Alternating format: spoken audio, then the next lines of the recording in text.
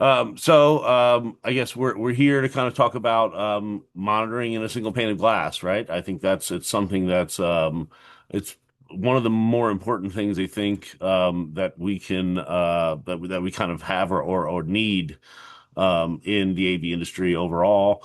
It's one of those things that provides scalability. A lot of us, I mean, there's been a lot of talk the conference so far about small teams, teams of one even. And a tool that can proactively monitor and potentially have some control and maybe alerts and other kind of aspects like that.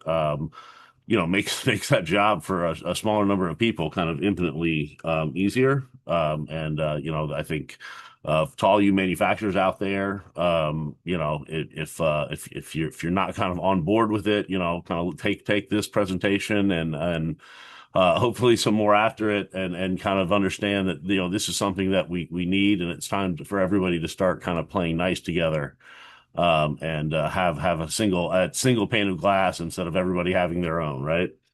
I think first, introduce ourselves. For those who don't know me, I'm Trent Powers. I lead a sport team at Northwestern University for the Central IT department, and I'm the vice chair of HETMA. I started out very spoiled because we had a full-on Fusion on-prem service that had control of everything. I think I saw some of my old George Mason colleagues in here, and they can attest to how well it was, when I first got into this industry.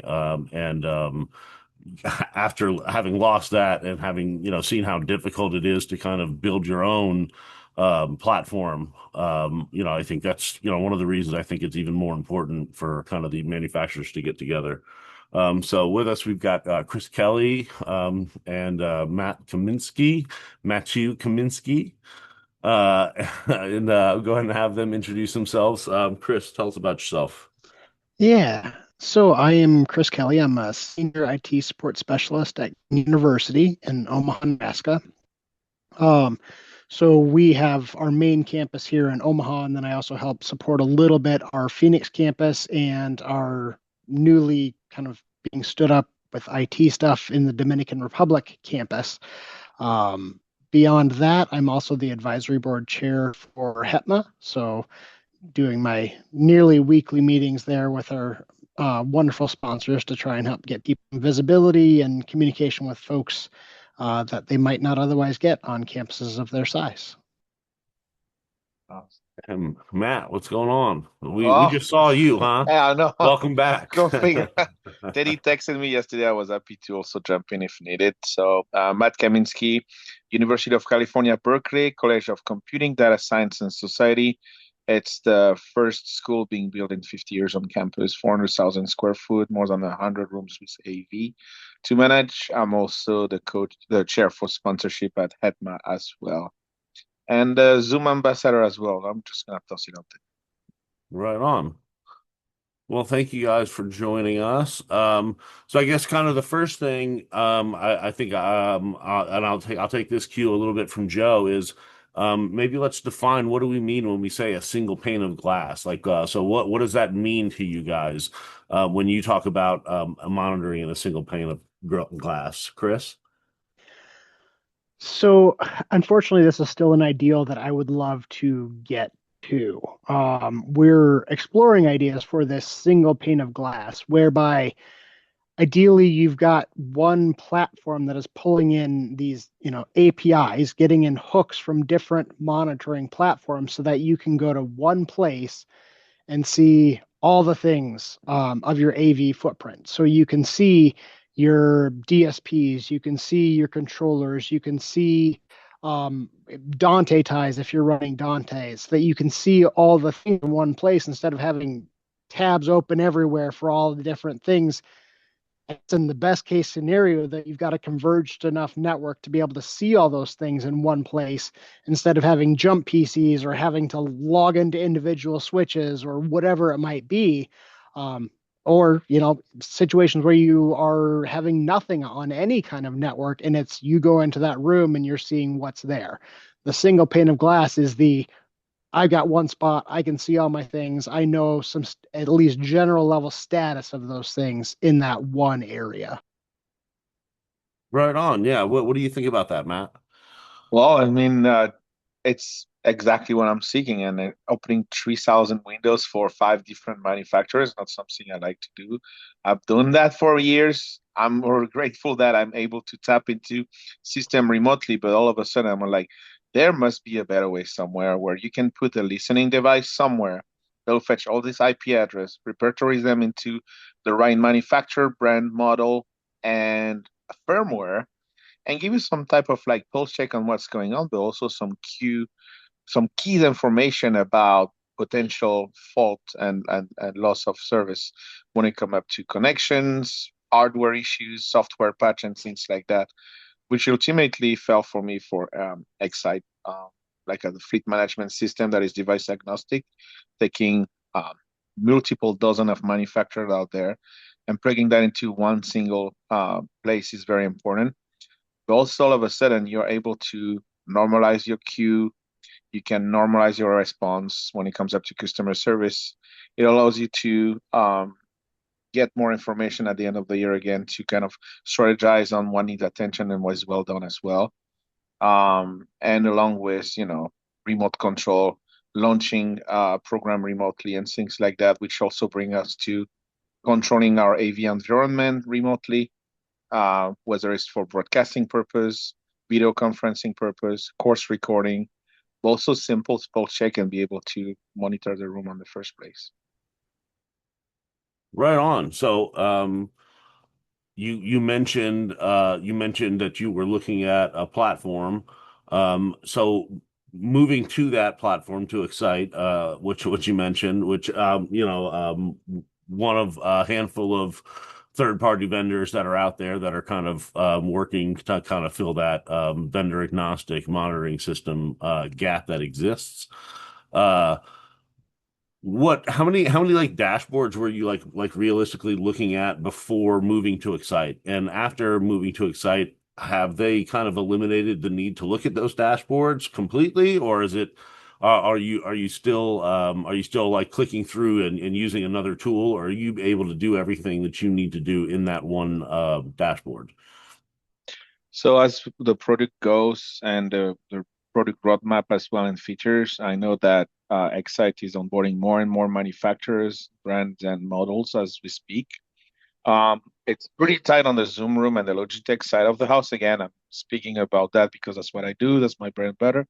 But when it comes up to like really troubleshooting into the details and things like that, you still have to open your other panel. But what I like about Excite the most is that it's a way for you to get a pulse check on all the building at once. So literally, what I told I don't have a team. Also, I'm a single man for now, but I'm going to hire probably two people by the end of the year. In my office, I'm going to have a 75-inch touchscreen with Excite literally open there, and a dashboard that tells me pulse check on like more than 500 piece of equipment in the building. I think it's 1,200 actually, and you can already tell you, oh, your day is going to go and start to prioritize those things. There is also an AI component within Excite that will fetch information from the manufacturer website or some type of documentation and will tell you exactly how to approach tier 2 up to tier 3. And this is also something very powerful because how many times you have to go into the manufacturer website and look into your brand and the model and your system and trying to see what's going on and how you could troubleshoot that. Same thing for those like knowledge centers, knowledge page, where with different manufacturers, you'll find the answer, but how long is it going to take you? At least now with the AI feature with Excite, you can queue a question and it will already start to like fetch the right information. Right. So it's like a smart version of ChatGPT that is built and tailored towards AV professionals. Right on. Yeah. I mean, that agentic kind of learning is really interesting. And then I want to talk about that maybe a little bit later too. Again, and just the way things are going with AI and some new companies and what they're doing with it as well. Um, Chris, same kind of question. Like you mentioned, you don't have a platform, and you're kind of looking for somewhere to go where you do. Like how many dashboards are you looking at on a daily basis to kind of like if you get a trouble call, and something's gone wrong, how many different things do you need to look at to kind of figure out what's going on remotely? So yeah, it definitely depends on what it is. A lot of my focus on campus has been to get dependable data that we can view across campus. So when I started here, we had GVE, Extron's GVE, but it had a lot of bad data. So I had to put it in the focus of getting that restood up, just purging everything and starting fresh and getting all the tie-ins because for control processors, we're primarily an Extron campus. Um, so GVE is a huge one. And then we've also been able to get some of our tier one service desk folks to be able to access to get in there and view that as well, to be able to click in to view what's showing up on the touch panels inside the room. So at least at that kind of base tier one level, they're able to click in and see, oh, hey, on that room, the mics are muted, or hey, the projector feed is screen is blanked on there. So we can get some of that at that base tier one level, but we also have Extron navigators. So we're able to go into our Extron navs and see, okay, hey, yep, the feed is showing black on that decoder in that room. So let's just maybe sync the feed.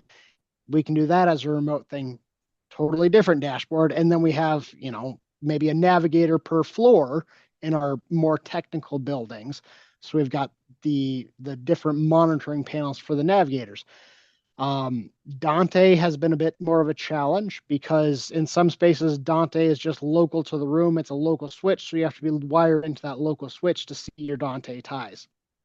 Other parts, fortunately, we've gotten it more converged, and so we have DDM. We can log in and see our DDM dashboard to see, okay, how are our cores doing? How are things doing that way? Are there any ties reporting? Are there clock leader battles going on? And we've got QSys Reflect. So we can go into QSys Reflect and see, okay, how are my DSPs doing? How are my QIOs doing? How are the different parts of the QSys environment doing to view all that? There's just so many different, unfortunately, granted, each one has a lot of wonderful things that I can learn about the devices in them. So it's not just that ping status that you might get with something that has less of the API tie-ins of yes, online, offline, but I can go in and I can view, a log, I can view the history, I can view the status of things. We've also got watt boxes. So we're running watt boxes so I can go in and check the status of, oh, hey, outlet has dropped, or oh, hey, I'm seeing 0 watts being pulled by something that should be pulling some more power. So I've got a lot of dashboards and they all say wonderful things. Having one platform to rule them all, so I'm not having to have so many different things open. We also have some buildings that are still running AMX. So then I've got to go bring up my system to check, okay, are my AMX encoders and decoders doing all right? It's a lot to keep track of. And to realistically be able to see it all, it's so many different places to have to go. Wonderful information. I swear by converged networks, we're able to proactively monitor a lot of things and fix a lot of things before a ticket ever comes in, which you just can't do without a lot of that communication. But you can't have an eye on everything when there's so many dashboards out there. Love that. Yeah, great information. You talked about early on when you got in at Creighton having to go through and update all the APIs and Global Viewer and talk a little bit about like what kind of value there would be in that. If say Extron was more involved in working with other manufacturers to do some of the API tie-ins on their own and um, not necessarily manufacturer specific. I think it goes for all manufacturers. But talk about like the value of that time sync that you would maybe get back if a manufacturer, a group of manufacturers, maybe similar to an SDVOE alliance or something, could come up with some protocols. So, admittedly, there are parts of GVE that I'm not utilizing. We have it at a fairly basic level right now. Depending upon the room, we might have sort of the online status reporting and that's only for devices that are basically pingable. Not everything that we have in a room is online. We might have the serial reporting if it's, in that online status or not. But for all the data that it can collect, we're just not doing a lot to check with it. Now, if that was a bit more user friendly, if there were more devices that it could natively communicate with, we would likely utilize that more. I would love to get some more accurate reporting on some of like the occupancy statistics and things like that in a room. Mike Peterson yesterday was talking about how they had an alert go out at 80 hours of projector usage in a room so that they're not just checking every room the exact same, because not every room is the exact same. You have rooms that 80 hours of projector use are going to come up pretty quick, and then you have some that 80 hours of projector use, it's going to take a while to get there. Having some of that sort of tracking to more accurately tailor when you're going to things and having that more native tie into things would be huge. And to ideally reduce the number of dashboards that I need to monitor at any given time. Right No, on. Yeah. absolutely. The space usage and the capacity and like how many times it is used is something definitely I'm looking at tracking. And for example, my video conference rooms right now, it's all because of Logitech Sync is able to tell me what's happening. Is the meeting was being used with one monitor, two monitors, was Zoom leverage or any type of video conferencing, and what type of hardware. But also there is a wayfinder that actually counts the amount of people at the meeting. They also came up with a neat sensor that pretty much takes the CO2 levels and things like that, and potentially can track occupancy based on those things for rooms that don't have any AV. For example, like a focus room or a huddle room. I think we have 150 or 200 of those in our school. And so all of a sudden you can start to build some hierarchy on space usage and trying to see priority on users and things like that. But you're right, like a single pane glass where you can see the occupancy, the usage, the incident, and some potential projection as well. What I like the most also about Excite is the fact that you can add attachment on each piece of equipment per se. You have a contract with insurance and things like that. You can put when you purchase this equipment, so you can also do inventory management, and based on the amount of hours, indeed what Chris just mentioned earlier, 80 hours, right? Some spaces might take only 2 weeks to get it, and some will take 3 years. So at least you can already gauge on the usage and the potential point of failure as well. So again, it's always about anticipating. And I have a big logo in my office, which is less of this, more of that. So it's like less of running, more thinking, more computer time. But again, to empower those people are doing tier 1, 2, and 3 support. Because again, I don't want my people to be runners. I want them to be thinkers and elevate their position to probably a more like program manager type of situation or level, should I say. A real world tie-in to some of this right now. We have a building that for whatever reason, the coolant, like the cooling water that goes to it, have had issues. Pipes have burst, they've been damaged. So the building often doesn't have its coolers working.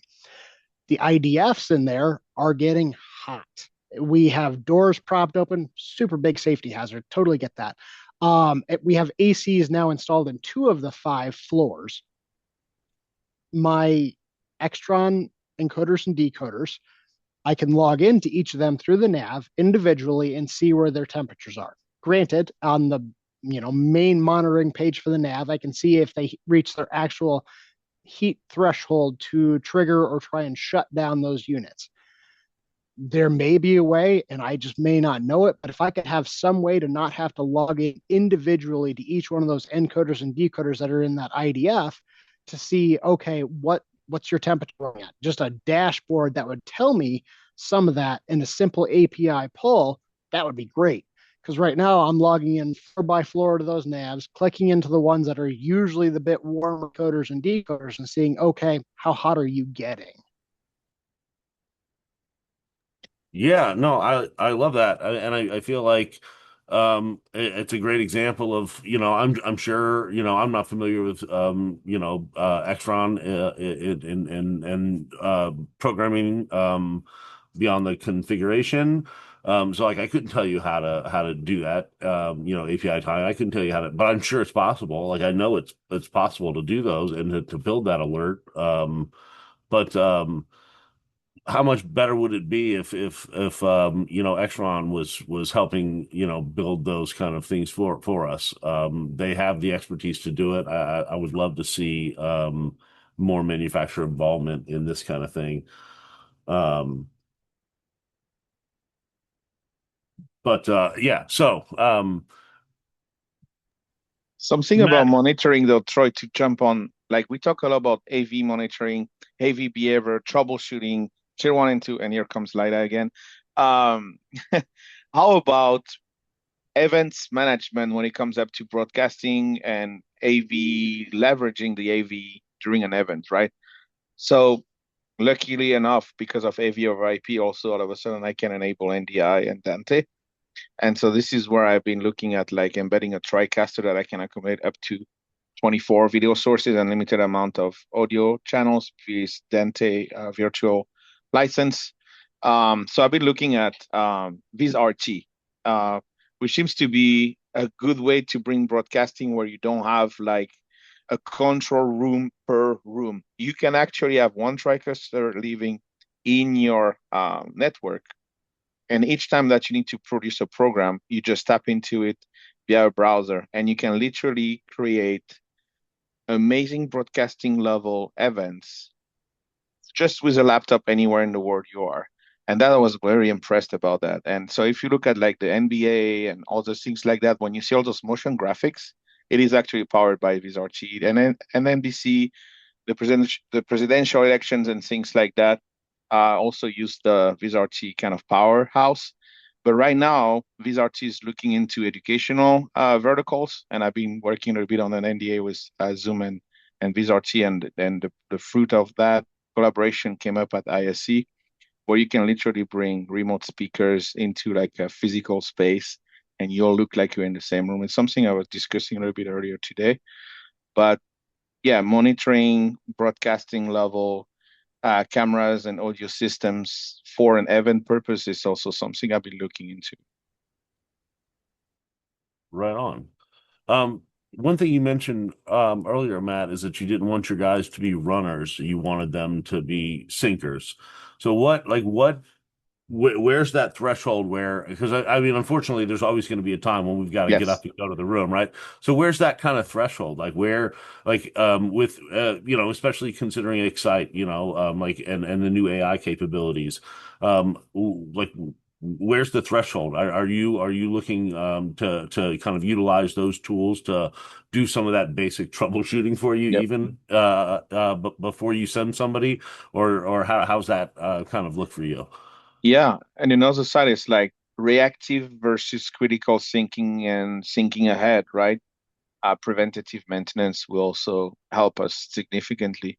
You're right that the runners are still need to be around, but you also need to plan that in a way where there is urgency and it's not biased. It's actually a triage system that will tell you the highest point of interest. Or obviously, if there is a VIP or Nobel Prize speaking, a Nobel Prize winner speaking at an event and things like that, and something goes south, obviously you will have like team on site to be able to immediately address and assess the situation.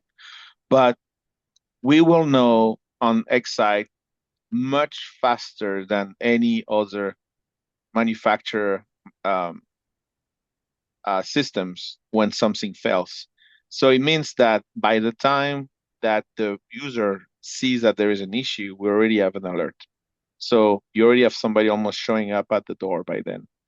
Another thing that I put together is in case we don't have the infrastructure on the manpower to troubleshoot and help immediately, because again, competing priorities and things like that and resource strength, I'm going to put virtual kiosks in high traffic areas where people can just tap into who do I need to talk to, and then it will just come to the team directly. And people in coverage of those front desk and things like that will be able to already come in and things like that. But yeah, I think the student assistant are already doing a great job. I think it's always about training the trainer and empower them to do that, and then a bit like train the trainer on the beginning of the semester about AV features and things like that. So they're already empowered to use the technology. But yeah, troubleshooting on the other end needs to be on the front end as well, and the reactionary phase sometimes. Yeah, can totally eliminate that. No, Well, yeah. Oh, go ahead. Go ahead. there's also the benefit of, I love runners for the sake of our users like to see a face. And there might not have only been one issue. Well, we could see something on our dashboard that, oh, hey, yep, they had the mute on the projector and they said the projector wasn't showing. There might have been something more than that going on. So having someone there to validate, okay, yep, that fixed that, but there was another issue, and not to have another service call come in, to be able to say, okay, yep. Oh, you also had the mute on for your audio. So doing that second step. So I have one person maybe fixing it while someone's running over there. Ideally, it's fixed by the time they get there. But if there's something else going on, then we don't want to assume that was the only thing.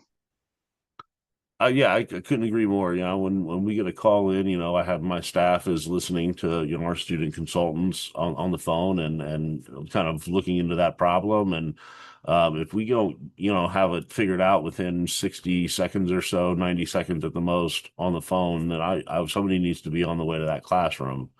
Um, and we'll continue to try to work that problem on the phone, on the back end. But yeah, you want to get somebody in there with with the faculty member, just to kind of keep them calm and not panicking, if nothing else, right? Um, so when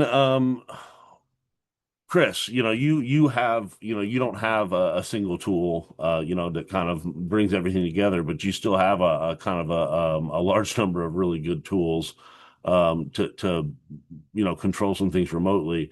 So how can you use those tools to kind of together, and how, how much time is lost when you have to go from tool to tool, versus it being in a single place, and is there good interoperability between the tools, and things like that?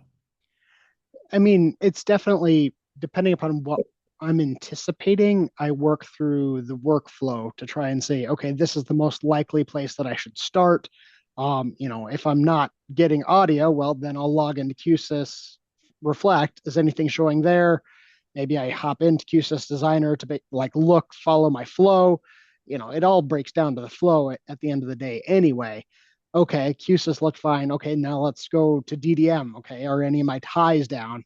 Following kind of logically based upon what issues that I'm seeing. And it might take a few different things of checking. Just the other day, we were having issues with some puck mics, and it was, well, we checked the Yamaha wireless access point to see if the mics were connecting correctly to the wireless access point. Well, they were having an issue with that, got that resolved, still no audio. Well, then it was going into Dante. Oh, hey, the ties had dropped for this whole line of mics. So getting those ties done back up, um, it, going through all the things is a pain, but I sure appreciate that more than having to sit on the floor in front of the lectern in there to try and wire into a local switch because the Dante is maybe not accessible for those rooms. Because we still have some where they've gone and not done it converged because, well, if the network goes out, then we're going to lose everything. But I mean, if the whole network goes out, we're not the problem. There's probably a bigger problem. And usually you can make it work when that emergency is happening. Yeah, absolutely. So without having that kind of one pane of glass and having those other points of contact, there's kind of maybe some other things that could be done on the back end that kind of can bring those things together. One thing that comes to mind is ticket integration. So integration with your ITSM tool. So if you have 10 different tools, and they all have different alerts, if you could build those alerts in and have them automatically open a ticket, that would then, you could just open that ticketing dashboard. So how does that kind of look, in your environments? Do you have any of your tools tied in with your ITSM tool to automatically alert you of issues, or anything like that? We do not. Nothing is actually tied. We do team dynamics, and so we could easily have it with some of those emails that are generated because my GV alerts come in through an email. I can have QSys Reflect come in through alerts, but unfortunately, it's so chatty right now that we have some stabilization of our layer two traffic to limit the chattiness of our QSys Reflect. But yes, eventually we could have that tied into sending and prompting a TDX ticket. I worry how much flooding we would get though with some of that. Um, that is and eventually we still have a phone in every room for people to connect with. We don't have like a help button on our touch panels. It still just kind of says, this is the service desk number. Call this if you're having an issue. Integrations with that is not something we have done. And with, even with and without, as I think your Excite installation is still kind of on the new side, with the building coming online. How do you think that would work with a single pane of glass, already? Would you see value in having those kind of integrations built in? I think so, and this is where I have a unique experience of starting everything fresh when it comes up to cohabiting and collaborating with new tenants in the building that come from different schools. So, in short, computing data science and society is a school where I'm from right now. Is emerged from 4 different school departments that will focus on AI, data science, computing science, robotics and drones, machinery and engineering.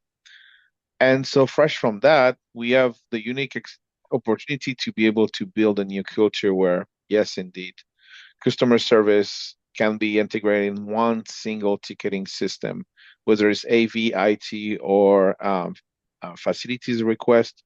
Everybody goes through the same form, and it creates you a custom logic based on the type of thing that you're looking for. So all of a sudden, you have a normalized query, you have a normalized automation and triage system that is unbiased because there is a point matrix that will pick up certain keywords in your ticket that will then elevate to certain level of urgency. If it's a leak versus a projector not working, the leak will take precedent and be more important to trigger with.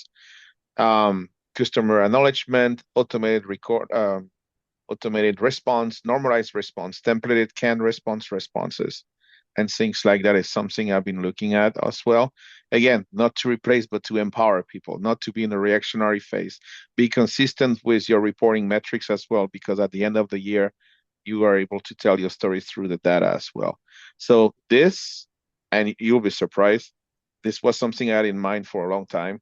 Build an enterprise level ticketing system that could accommodate any type of request, no matter what it is, into a one single form that can then tap into different other API. This is powered by Smartsheet, and it cost me $5,000 to build with the Smartsheet engineering team.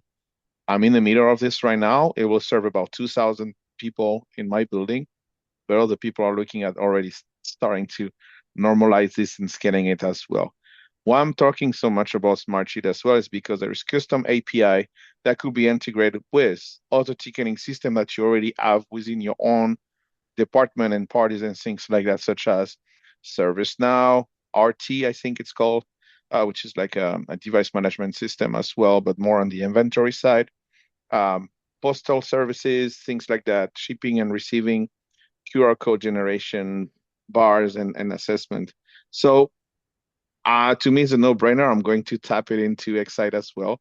But Excite also have an incident report and ticketing system that is proper to AV and hardware troubleshooting per se.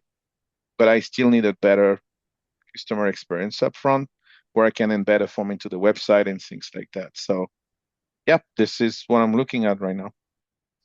And I Um, mean, well, Matthew has talked about Excite. There's obviously a number of other ones that we have mentioned. Um, Excite does have the benefit of having that trial period that you can do, going, I believe, through June for anyone in higher ed. But like especially if you're an AVI SPL customer, they've got their Symphony. There's Udiology is similar. I've looked a little bit into them. Diversified has a similar thing. There's obviously a lot of ways that you can go with this. Not to like single out Excite as the one, but it is definitely an option that a lot of universities have looked into the possibility of. Absolutely. Utology is doing big things with AI right now. One Liberty AV has I'm blanking on the name of it right now. And there's a new AI based platform called NetSpeak that is that we're looking at right now. That's really neat. And I guess that's kind of a great way to kind of go right because with all of the changes in AI, with what we talked about this morning with Byron, how does that kind of look? I mean, I watched some demos at Utology and at the NetSpeak booth that showed AI essentially able to do the troubleshooting and do some resolutions on basic things.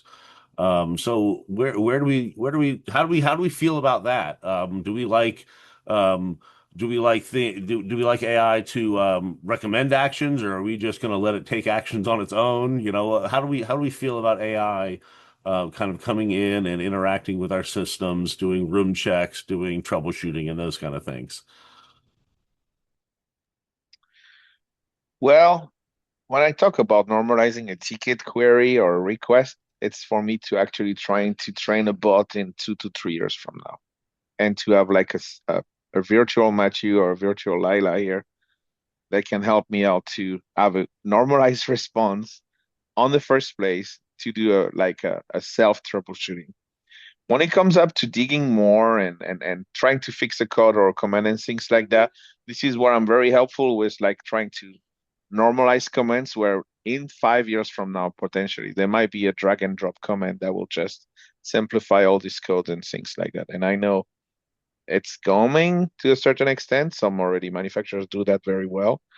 Um, but when it comes up to AI, I'm all for it, but it also come up to a price where sometimes it's either overkill or it's the wrong information. So that's why I think training your bot on the first place is very important. Something I see from Excite is obviously this powerful AI feature as well. And I don't know how other people are following up on that. Logitech is doing a solid job. Zoom, they're working, but they keep releasing new features every 15 minutes, so it's hard to catch up as well. But yeah, this is how I approach that question, trying to normalize the answer. But AI per se to fix the code or do things like I'm not sure yet. 5 years probably. I AI can calculate and accumulate more data than some other processes are going to be able to. And that's where AI can shine on collecting data on uptime, collecting data on the things, trying to run some averages, getting a script to have the AI do something for you that you would not have otherwise been able to, you know, process and parse all that data in that way. Also, there's the simple fact that none of us are probably actually totally standardized across campus. I have some older AMX stuff. I have some older BIAMP stuff. Sorry, we're not as much using BIAMP these days. Sorry, Chris. But I don't have the time to learn the programming, the DSP settings for all of the systems that I have across campus. I need to prioritize on the things that are maybe more of our current standard and what we're moving forward with. If AI can tell me that there's an issue with that thing and give me a suggestion on some beginner level stuff that I can try on it, I'll do it. I don't necessarily want the AI to do it for me, but it might be able to come up with some solutions that just a quick Google search or a quick whatever would not otherwise do for me. So it allows me to have at least a more basic level of troubleshooting on technology that I less often have to touch. Uh, that's just a huge gain for me. Fair, because imagine like YouTube, Reddit, manufacturer website, and HETMA.org all into an AI feature that could help you to just centralize and normalize your response. And and really help you get the ground running. Because yeah, sometimes doing your homework takes more than just troubleshooting. Yeah, yeah, so I watched a demo of, basically that exact thing happen at ISC. Very impressive. They say, hey, they unplug an HDMI cord from a click share. They say, hey, what's going on with the barcode in this room? And then it looks through and it says, hey, it looks like there's no sync on input two or whatever. Done. Oh, somebody's got to go to that room. And then they turn the TV off in another room and they say, what's going on with the barcode in this room? So it acts like the barcode's fine, but the TV's turned off. Do you want me to turn the TV on? Sure, turn it on, done. That's super impressive. That's something like my tier one guys can do and like save like a ton of probably instruction time Mhm. by utilizing a tool like that. And I think I'm thinking of one specific manufacturer where I saw this demo, but I think there's a number that are kind of going in this same direction, or not manufacturer, software developer, I guess you would call these folks, right? But a number that are kind of going in that same direction, and it's really kind of interesting, the potential, and like Aaron is saying in there, like that's exactly why I'm looking at this product, right? Because I think right after every class, I can have this AI check every single room and tell me if there's a problem or not, and if I have to dispatch somebody to fix it before it's a problem and causes loss of instruction time. You can Um, automate a query actually at 6 a.m., 7 a.m. when you walk into the office. It's like, hey Google, what's the weather today, right? Like things like that. You walk in the conference like, all right, this is well now my Google is responding to the forecast. That's awesome. But like something like a query like this where you just walk into the office and everything is lined up. You even have like a dashboard on your phone when you can see what's going on. Absolutely. No, I completely agree. Absolutely. And so, with that, with AI, with monitoring, like how does that work with like staff efficiency? Is there an impact? Like, does that make us even more scalable if we have AI to do that? I mean, is there more work students are able to do, and there's less need for higher level technicians? Like where does that kind of put the workforce, right? Because to me, I think it doesn't really reduce the workload. I think it just shifts the workload in a different way. And that, I think it's just interesting, right? And not any change is scary, right, guys? If we're being honest. But so Uh, where do you see in terms of an operational impact of something like this? I feel like it's empowering the users to plan ahead and try to have a better sense of what needs attention versus not, and also trying to grow the skill set with the needs as well. And when I say that again, it's about doing more with less. All of a sudden, it's true that if well, I'm going to hire a team again, for now it's just me, but I'm going to be looking for strong generalists versus very heavy technical people because all of a sudden you can start to think about program management, documentation of process, policies, guidelines, trainings, and then start to take all this noise out there about, video conferencing, course capture, broadcasting, video studios, and digital signage, for example. Because all of a sudden now AV is just everywhere, yet the budget remains the same. And so this is where you have to be creative and trying to empower people in current position and future position as well to just be more critical thinkers and have those tools to really help them out to find priorities, but also on the manager as well. It's really helping us out to advocate for more FTEs or restructure the team in a way where it's a bit more fair to have certain people in certain position versus, having like a full stack team of 35 people. And sometimes God knows that, yeah, it can be just too many people, too many cooks in the kitchen.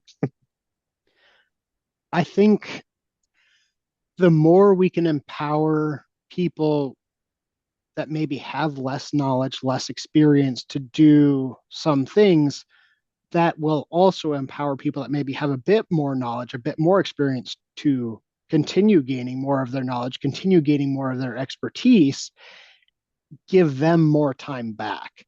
I think about people that if I had, we don't currently have student workers that do anything in the classroom for our AV technology. It's a goal of mine to get some more of that.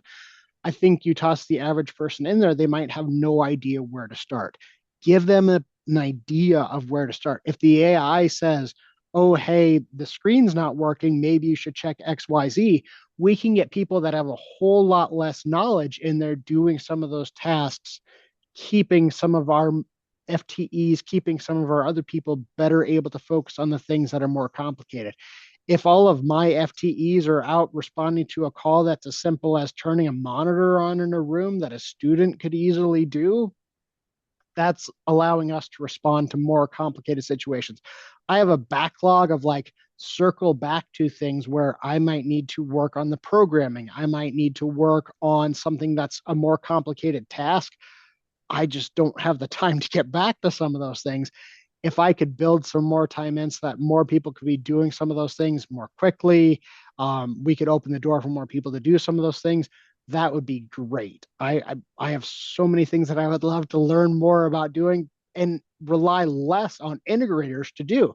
If we could bring in more things that we can do in house because AI can give us some ideas about how to help with it, because we've got other folks that can work on things, allowing us to learn more and have more time to be able to do more of our own things, that would save us money in the long run because we would have more people that can do more things. But Absolutely. Go ahead. Go I ahead, Matt. see Travis comment online also. It's like blessing and a curse. Less opportunity for newbies to learn and become high level. This is right. You have to get wet somewhere, but ah, yeah, this is where I say I consider myself a generalist and not a very technical person. So I know like a little bit about a lot of things, and that's what helped me to navigate and have a vision. But this is also where it starts to like when you go into the heavy technical things, I would either heavily relate on some campus engineers and infrastructure engineers within the central services, or I will have a SLA in place to trying to patch those things. But with AI features, with Excite, with all those like cloud management system that are helping us out to prevent a lot of things on the first point. It's true that there is might be less time to get some experience on the little base to base, like what keeps the light on type of situation. We have a lot of folks that we won't send in to work on the AV stuff. And that is missing out on a big opportunity. If they could feel a bit more empowered to go in and do some of that stuff, we might find people that enjoy it more. If they feel like they have a bit more of a backup in their pocket to try and help get them through some of those simple tasks, maybe they'll realize that AV is something that they enjoy. And right now, there just is not a pipeline to get them into it. If they could just get a little bit more hands-on, be a little bit more empowered, not have to have as many of our FTEs that are a bit more experienced doing some of those things, they might get their hands a little bit more dirty, and we might get some more folks that are working in that kind of field, like anything to try and get some more people. Absolutely. So, and I think, that was kind of, what you were talking about, Chris, is what I meant about shifting that workload, right? By having AI be able to do maybe some of these more basic issues, monitor things, frees us up to have time for those higher level issues to do some. I mean, we all wear so many hats, and there's so many things that we have just.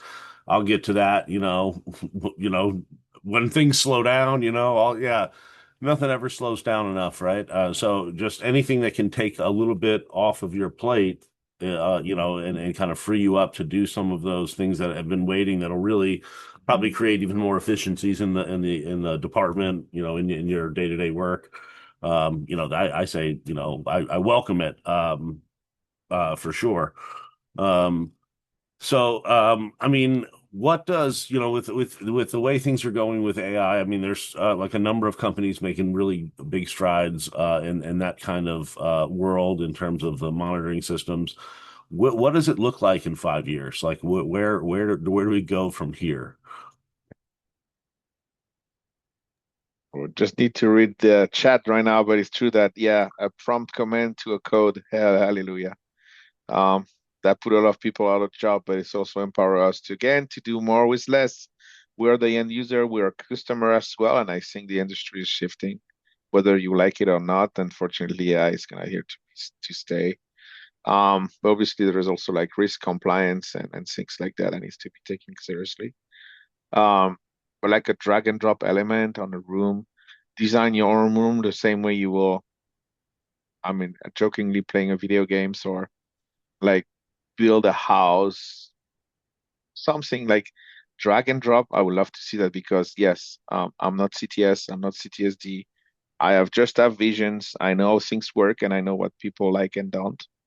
And I'm able to advocate those voices. But a simpler way for the end user to be able to either start to scope and deploy some of those easy things will be game changing. Anyone, in my personal opinion, anyone that guesses what AI will look like in 5 years, right? Tell me what it was going to look like 5 years ago. Like, we are in a world that changes so fast, and there's so many things that we thought would be a huge success and then they failed. We don't know which one of the AI companies is going to be the ones that succeed because they're not all going to succeed. And then those are going to be the ones that decide the direction of what the focus of things is going to be. It AI is a tool, and it will continue to keep helping us, and things will get better, and we'll find new ways to implement it into our classrooms. Um, there will be whole new computer programming paths in our colleges focused on AI. And there's whole new jobs about being prompt engineers. And that's a whole big new area of study there in and of itself. Um, in my classrooms, I hope that it makes some big impact and makes it so that we can do more things faster, and it will continue to enable the pedagogy of our instructors. But who the hell knows what 5 years is going to look like? That's so much time.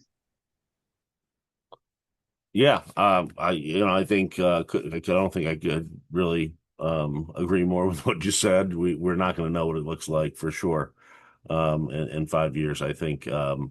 But yeah, so how I hope it doesn't look like HAL 9000 or a T800 or Skynet. But is there anything kind of that we didn't talk about that you kind of want to let people know about? What's going on with this topic?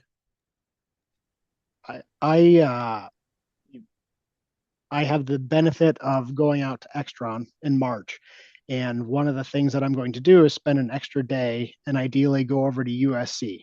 USC, props to them.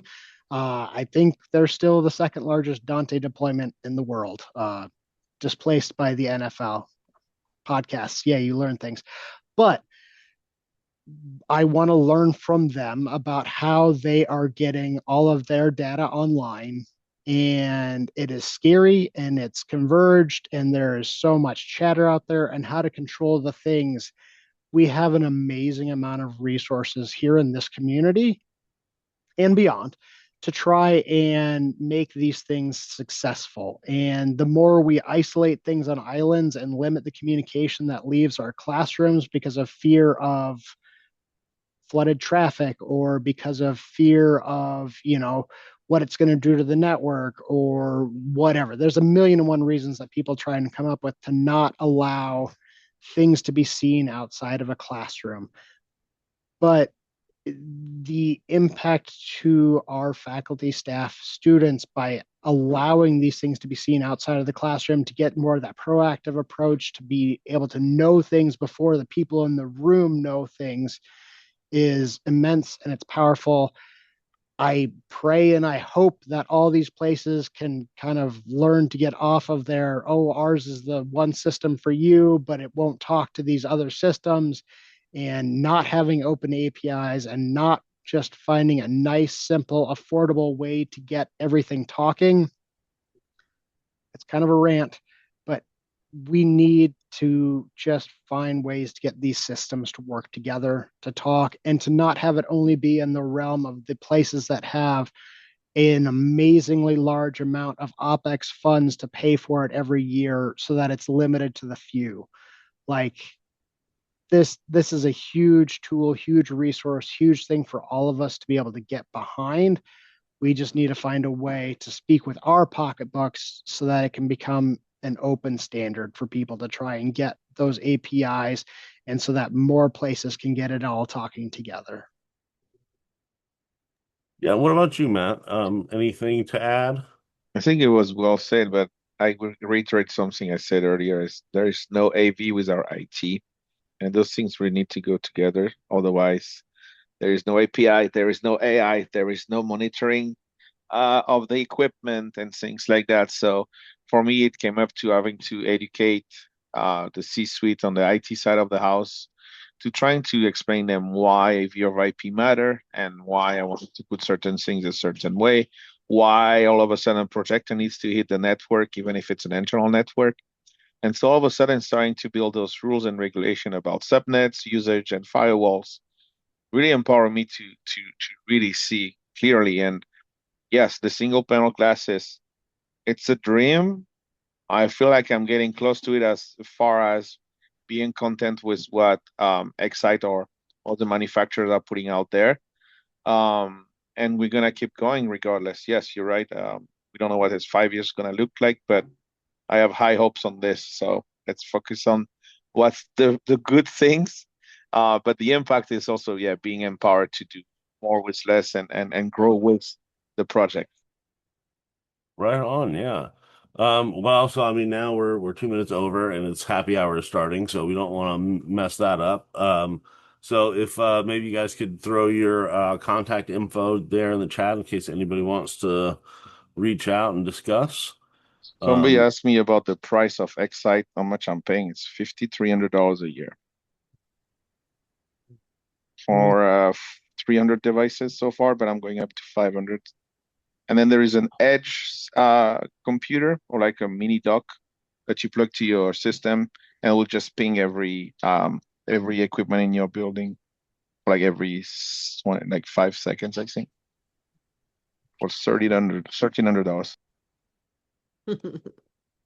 Definitely reach out if anyone has any additional questions. We're obviously all willing and loving to talk about these kinds of things and nerd out about it. And there's a ton of people in the community that know more about it than we do. So we're not necessarily the experts, Oh yeah.